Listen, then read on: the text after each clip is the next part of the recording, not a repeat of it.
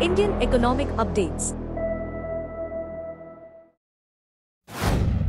Prime Minister Narendra Modi emphasized India's crucial role in shaping the global semiconductor industry and building a resilient supply chain at the Semicon India conference.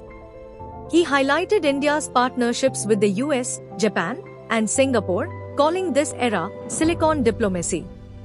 Modi asserted that India is set to expand its electronics sector from $150 billion to over $500 billion by 2030, creating more than 6 million jobs.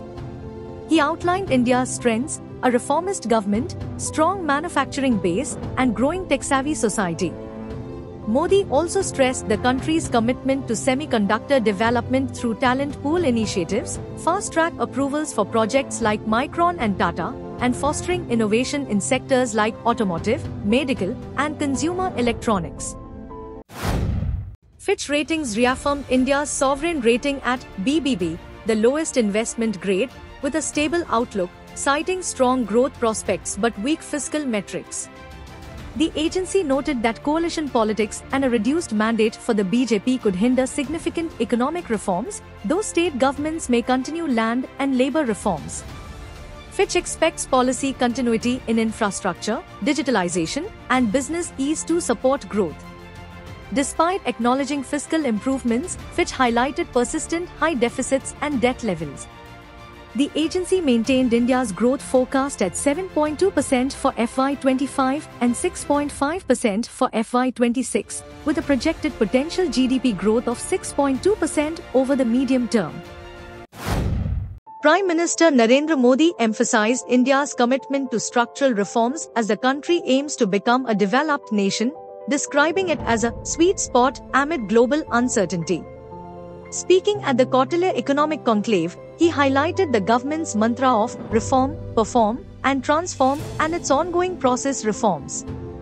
Modi noted the unique trust in India, especially during turbulent times, and stressed the focus on jobs, skill development, and sustainable growth in the third term of the NDA government. He pointed out that India is the fastest growing and fifth largest economy globally, with strong fintech adoption. Major institutions like the World Bank and IMF have upgraded their growth forecasts, predicting India will maintain a growth rate exceeding 7%. India's key indices fell nearly 1% on Friday, marking a fifth straight day of losses and a weekly decline of 4.5%, the steepest since June 2022.